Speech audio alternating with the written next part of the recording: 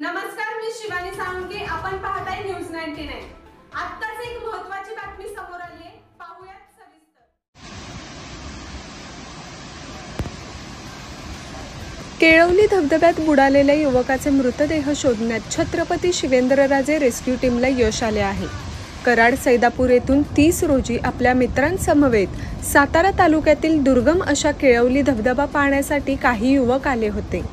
या युवकांमधून ऋषिकेश कांबळे हा युवक या धबधब्यात बुडाल्याची घटना घडली होती. घटना समजताच तालुका पोलीस आणि शिवेंद्रराजे रेस्क्यू टीम त्या युवकास शोधण्याच्या कामाला लागली. मात्र अतिवृष्टी आणि धबधब्याला आलेल्या प्रचंड प्रवाहामुळे बचाव कार्यात अडथळे येत होते.